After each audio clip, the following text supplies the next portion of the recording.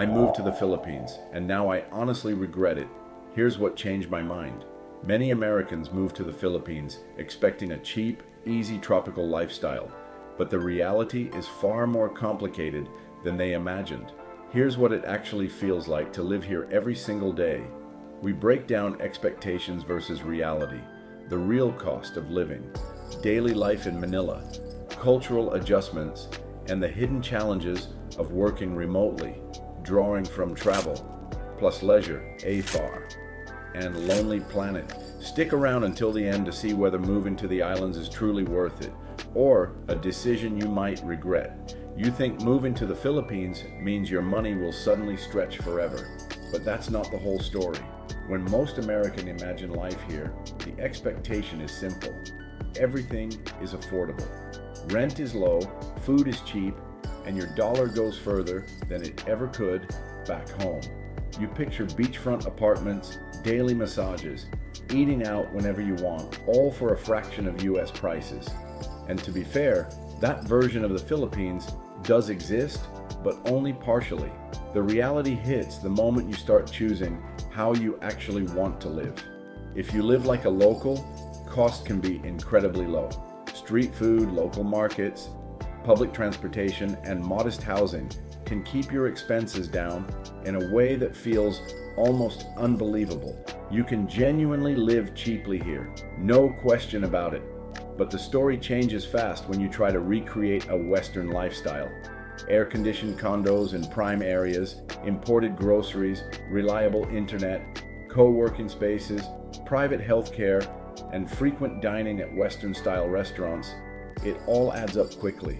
Suddenly, your cheap life starts to look a lot like what you were spending back home, just in a different setting. Convenience, comfort, and familiarity come at a premium. And that's where most people get it wrong. You're not buying a country, you're buying a lifestyle.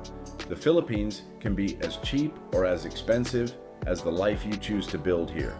The real question isn't, is it affordable? It's, what kind of life are you trying to live? Because that answer determines everything. At first glance, it looks like the Philippines should be the ultimate relaxed paradise. Endless beaches, palm trees, and a slow, peaceful pace of life. That's the expectation a lot of Americans bring with them. You see the postcards first. Crystal clear water in places like Palawan or Boracay, hammocks swaying between coconut trees, sunsets that feel like they were made for slowing down your entire life. And it's easy to assume that living here means waking up to ocean views, moving at your own rhythm, and leaving stress behind in the West. But the reality depends heavily on where you actually live. And for most expats, that starts in Manila. And Manila is not a sleepy beach town. It's loud, dense, and constantly moving. Traffic can turn a short trip into an hour-long crawl. Streets are packed, malls are full, and life moves with a kind of controlled chaos that never really shuts off. It's a city that demands attention, energy, and patience. And that's where the biggest misunderstanding happens.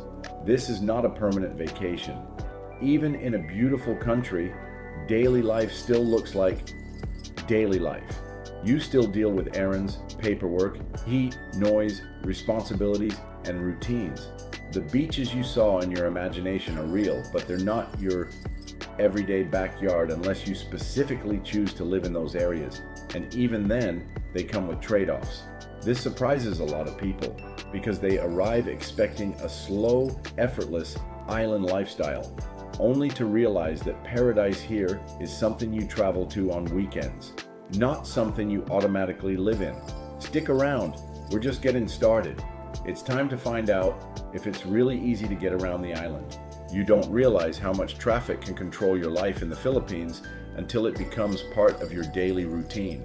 One of the biggest surprises for Americans moving here is just how central transportation becomes to everything.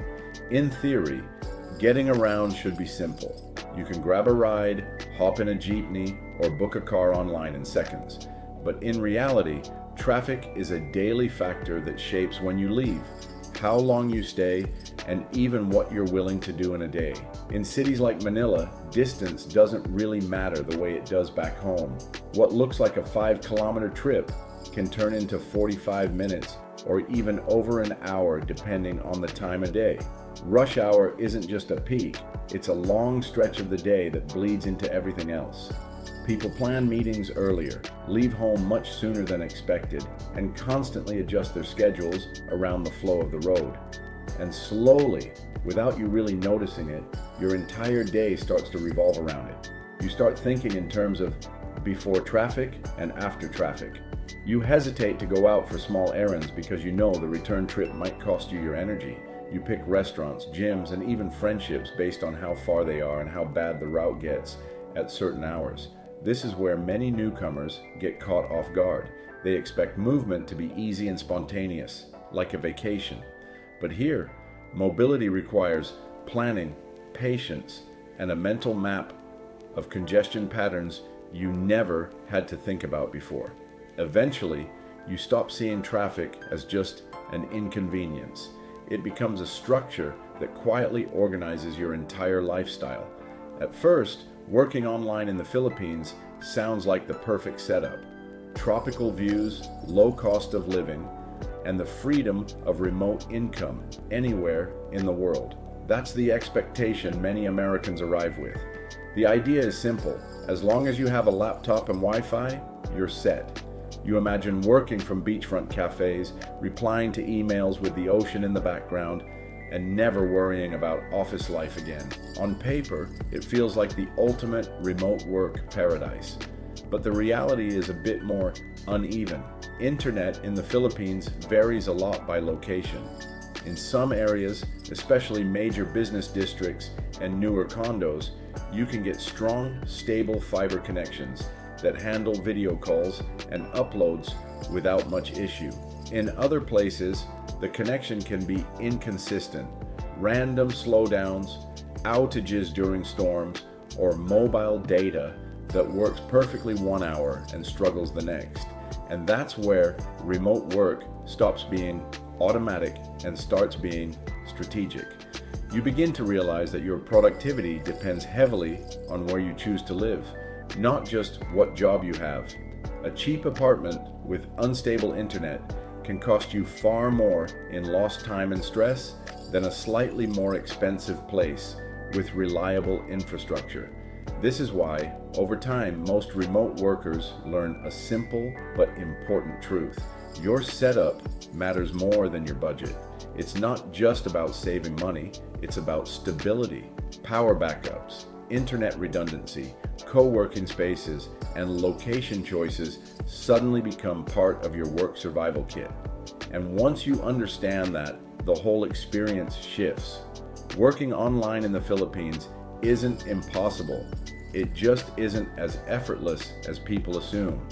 It rewards preparation, not just optimism. Keep watching to find out if it's easy to adjust to the Filipino lifestyle. You don't really notice how strong your habits are until you try to rebuild your life in a completely different system. One of the biggest assumptions Americans bring to the Philippines is that adjustment will be quick and natural. After all, people are friendly, English is widely spoken, and there's a strong global influence in cities like Manila. On the surface, it feels familiar enough to assume that settling in will be smooth and almost effortless. But the reality is that culture shock is real, even when things look familiar. It doesn't always hit you on day one. Sometimes it shows up in small frustrations, how communication styles feel indirect, how time is viewed more flexibly in some situations, or how everyday interactions don't always follow the efficiency-driven patterns you're used to back home. At first, it feels minor, then it starts to stack up. And beyond culture, there's something even more subtle. Systems work differently here. Simple tasks that used to take 1 or 2 steps can suddenly involve multiple stops, different requirements, or processes that don't follow a clear online-first structure. Whether it's government paperwork, banking, deliveries, or even setting up utilities, you quickly learn that things don't always move in a straight line. This is where adjustment becomes less about language and more about patience. You start realizing that your expectations, speed, structure, predictability, don't always match the way things operate locally. And that mismatch is where frustration tends to grow if you're not prepared for it. Over time, you either adapt or resist. Those who adjust successfully don't necessarily change who they are. They just learn to work with a different rhythm. They slow down where needed, plan ahead more carefully, and stop assuming every process will mirror what they're used to. So no, it's not automatically easy to adjust. It's learnable, but only if you accept that normal here doesn't always look like what you came from. Make sure to watch all the way through to find out what people don't talk about when it comes to living in this Asian country. You don't truly realize how much control you expect from life until you move somewhere that doesn't always move on your schedule. Living in the Philippines isn't just a change of location, it's a mental shift. And for many Americans, this is where the experience either becomes manageable or frustrating. The first thing you learn, often the hard way, is that patience is required. Not the surface level kind, but the real kind that gets tested in everyday situations. Waiting in lines, dealing with delays, or navigating processes that don't always move as quickly as you expect. At first, it feels like inefficiency. You're used to systems that prioritize speed, automation, and predictability.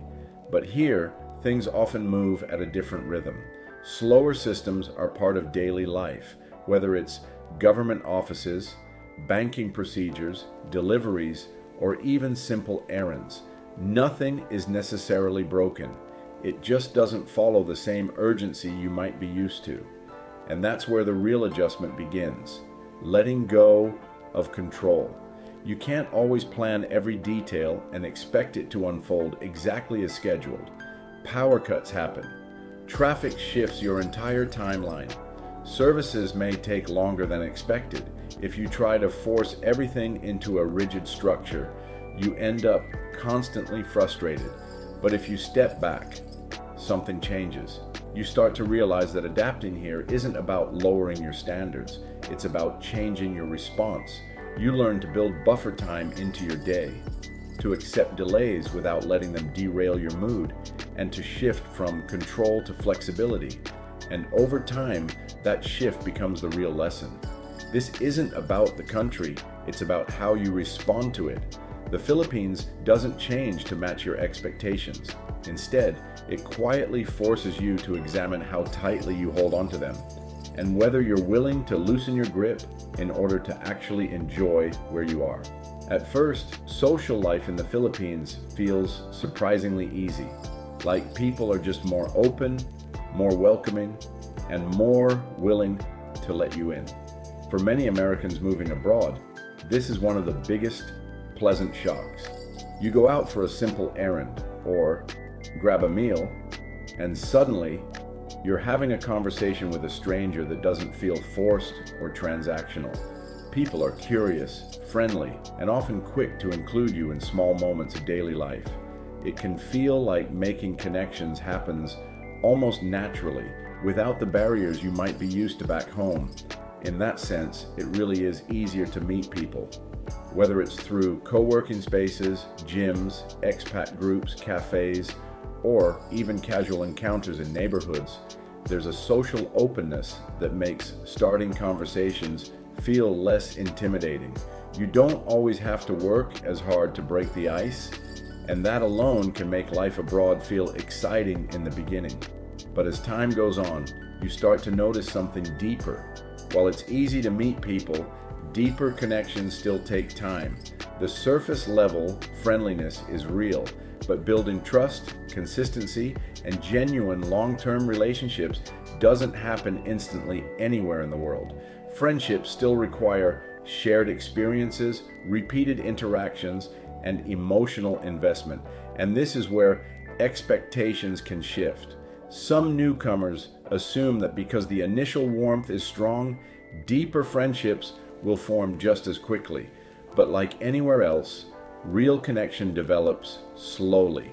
People have their own lives, families, routines, and social circles that already exist long before you arrive. After a while, you learn to appreciate both layers, the ease of meeting people and the patience required to go deeper. And when those real connections do form, they tend to feel more meaningful because they weren't instant, they were built. You'll want to know what really controls your experience in the island. Trust me. You don't move to the Philippines and get one experience. You get the version of the country your environment allows you to have. One of the biggest realizations Americans eventually come to is that your surroundings quietly shape everything. Two people can live in the same city and live completely different lives. On paper, they're both in Manila, both paying rent, both navigating the same country. But in reality, their daily experiences can feel like they're happening in two different worlds. Take a cheaper area, for example. Life there can feel more local, more raw, and more budget-friendly. You're surrounded by dense neighborhoods, street food stalls, local markets, and a rhythm that feels grounded in everyday Filipino life. Costs are lower, but comfort and convenience can vary.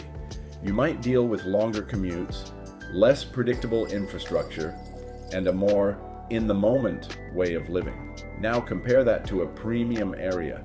Here, life feels more controlled, more polished, and more familiar to what many Americans are used to.